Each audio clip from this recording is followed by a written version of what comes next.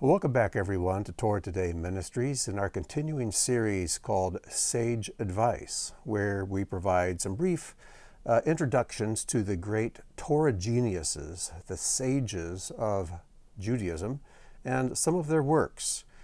We've looked at Rashi already, and this time we want to look at the Vilna Gaon. The Vilna Gaon. Now, this name requires some explanation.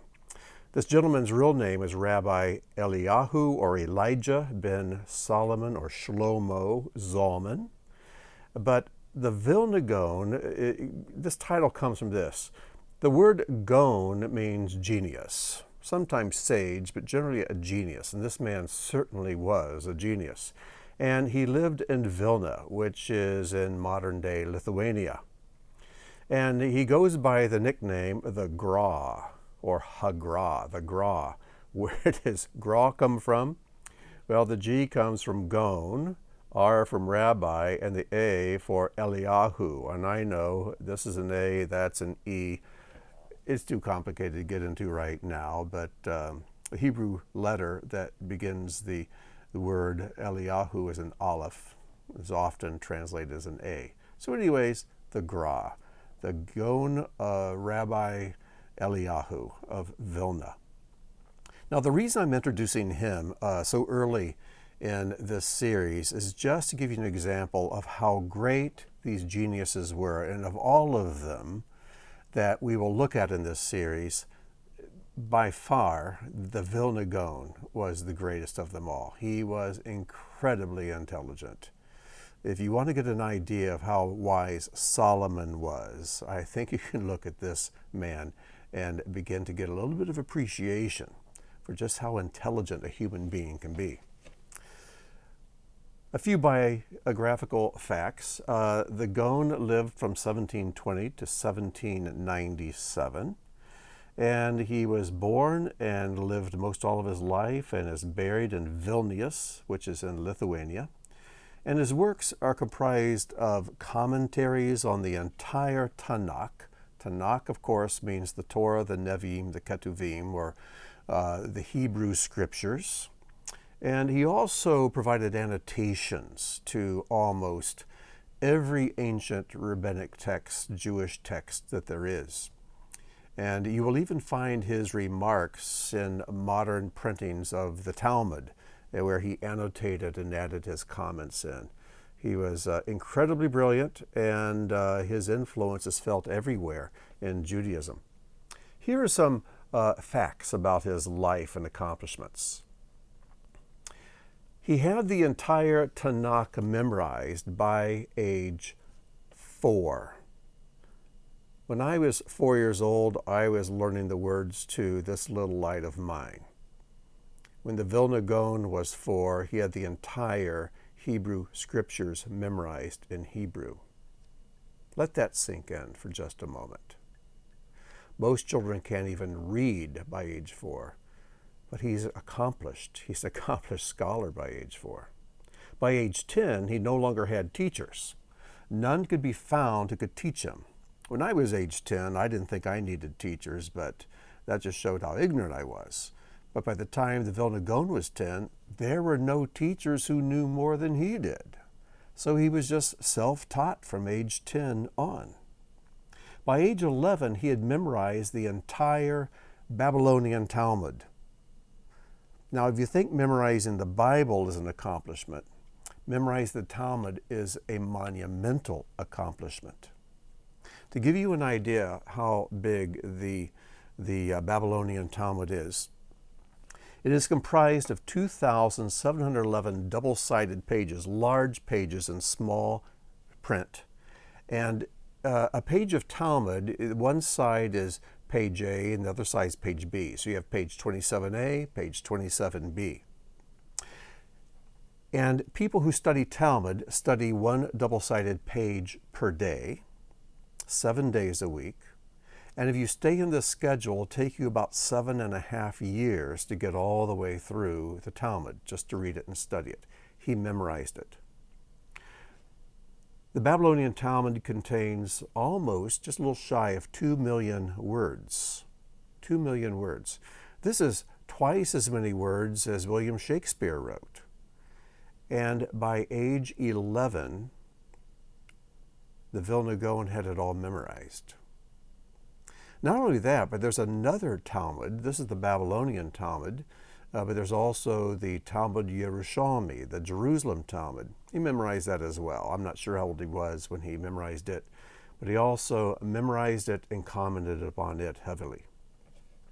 And what's unusual about this Jewish rabbi is he did encourage study of the sciences.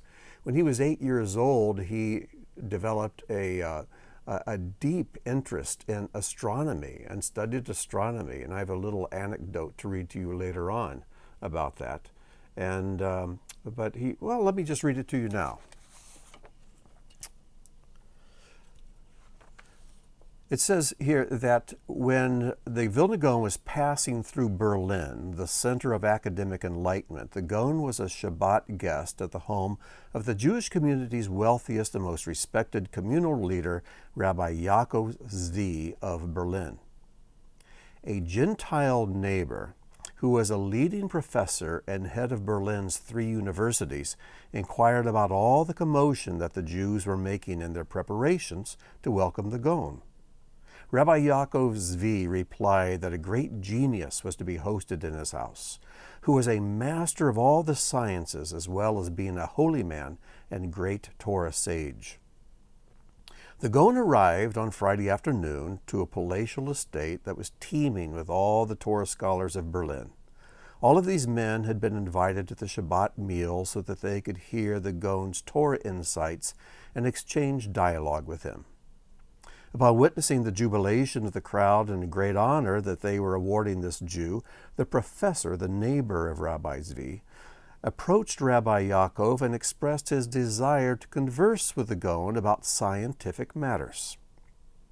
There was a particularly difficult problem in astronomy, he added, which had baffled the scientists of all 3 universities for 3 years. So far, no one had been able to provide a satisfactory explanation. It was not until late Shabbat afternoon, during the 3rd meal, that Rabbi Yaakov Zvi approached the Gaon and conveyed the professor's request to speak to him. So the Gaon agreed to speak with him.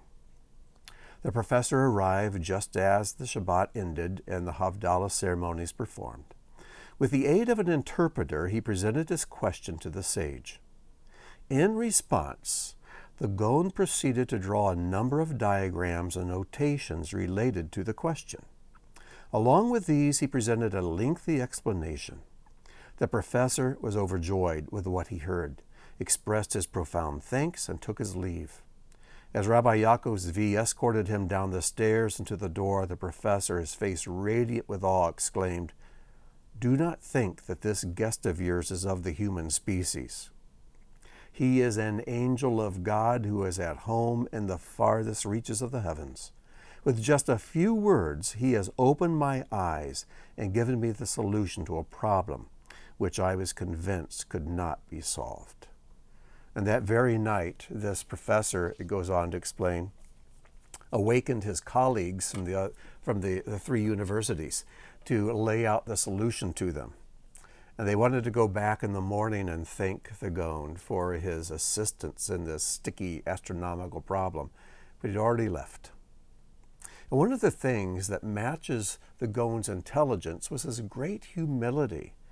He lived a very simple life, and he never wanted to take much credit for anything that he accomplished. He was just a very humble man. And of course, the scriptures tell us that humility is the beginning of wisdom. So no wonder he was so wise with such great humility. But let's continue with some of the other things about the Vilna Gaon. He encouraged study of the sciences, as I just mentioned. He encouraged Torah study over Talmud study. Now, this might sound common sense, but you have to understand, for most Orthodox Jews, when they say they're at the yeshiva studying Torah, they're actually studying the Talmud. They just use Torah to refer to all this body of work, not just the scriptures. But the Vilna Gaon highly recommended and inspired his students, spend time in the Torah. That is the most important of all. He wrote commentaries on the entire Tanakh. He annotated almost all ancient Jewish texts, including the Talmud.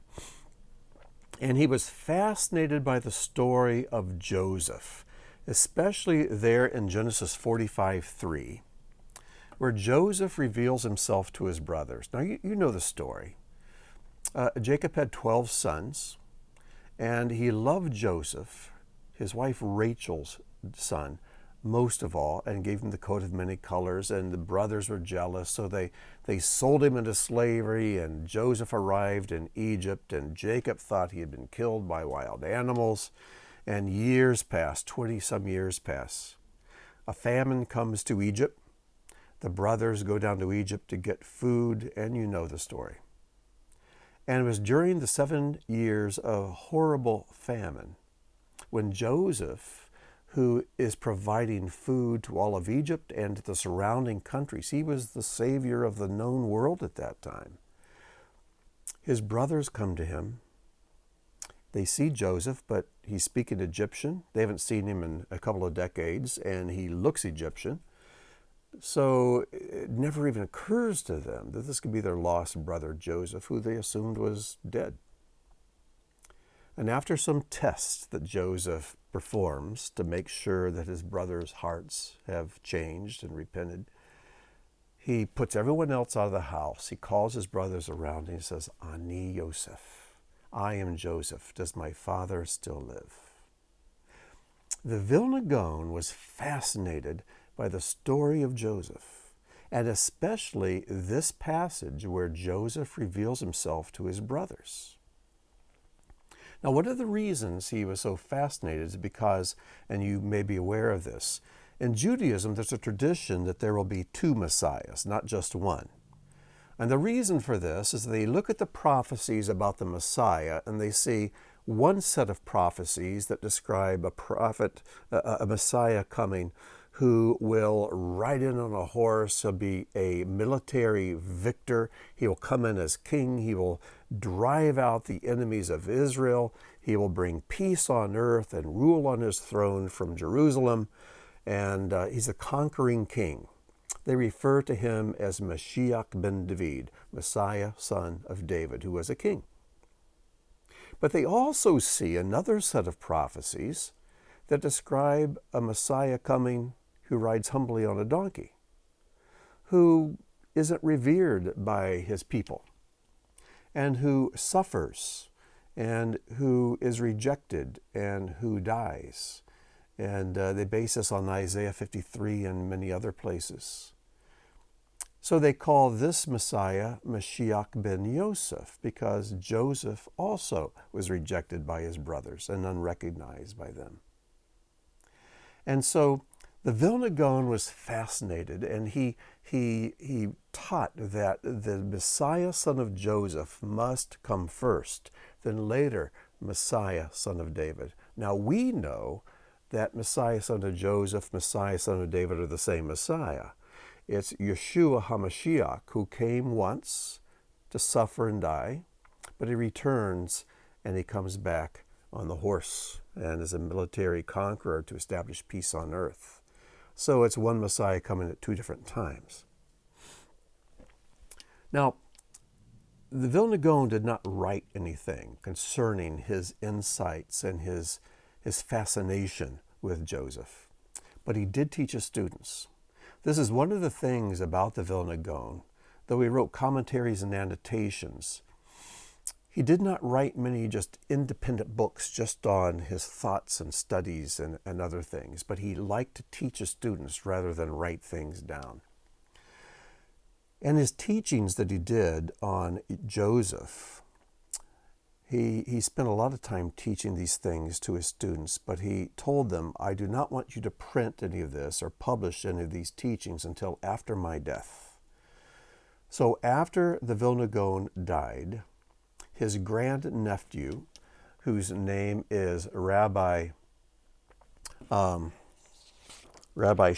Shoklover, Rabbi Hillel Shoklover, he wrote a book called Kol HaTor, which means voice of the turtle dove, and it's based on Song of Solomon 2:12, which says the voice of the turtle dove has been heard in the land. And so I just want to share one excerpt from this book. And this, of course, is teaching directly from the Vilna Gaon. He writes, and he quotes Genesis 42:8, Joseph recognized his brothers, but they did not recognize him, unquote. This is one of the traits of Joseph, not only in his own generation, thousands of years ago, but in every generation. In other words, that Mashiach ben Yosef recognizes his brothers, but they do not recognize him. Now stop there for a moment. He's saying this phenomena of Joseph's brothers not recognizing him is a phenomena that has continued throughout Jewish history. That somehow the children of Israel have not recognized Mashiach ben Yosef. It almost makes you think that maybe the Vilna Gaon was a believer in Yeshua of Nazareth. But let's continue. He says this failure to recognize Mashiach ben Yosef says this is the work of Satan, who hides the characteristics of Mashiach ben Yosef so that the footsteps of the Mashiach are not recognized and are even belittled. Why? Because of our many sins. Otherwise, our troubles would already have ended. Were Israel to recognize Joseph, then we would already have been redeemed with a complete redemption. What an amazing, amazing insight. Now, I know what you're thinking. You're thinking, I want to rush out and order this book right now. And it is available on various publishing sites on the internet. But I'm not recommending you do that. It's a short book, only about 160 pages, and it's difficult reading because the Vilna Gaon wrote in a very mystical style. But only if you have the time on your hands to do so and you're really one who likes to dig in, okay. But I'm sharing this, and I'm sharing this brief introduction to the Vilna Gaon. First of all, just to give you a little idea of how brilliant these men were. And of course, the Vilna Gaon is right there at the apex of these men. But to also share that some of these men, as we'll see in this series, had a deep, deep fascination with Messianic prophecy. And there are hints among some of them that they recognized who Yeshua was and may very well have shared their insights and beliefs with their students. But in Judaism, when an Orthodox Jew comes to faith in Yeshua and recognition of Yeshua as Messiah, it's a general practice to keep it on the down low, to be very discreet about it. And there are reasons for this that I don't want to get into now. But just trust me when I say that there are many, many Orthodox Jews today who live in Israel, who live right in Jerusalem, and I have met some, who live a completely Orthodox lifestyle, but they are profound and deep believers in Yeshua, the Messiah, and they love him. And they are waiting for the appropriate time to reveal this to the world. So be praying for our Jewish brothers and sisters as the awareness and the knowledge of Yeshua's Messiah spreads among them in a very hidden way, in a very spiritual way, and God is on the move. So anyways, I hope you've enjoyed this brief introduction to the Vilna Gaon, and I look forward to meeting with you next time. Until then, shalom and God bless.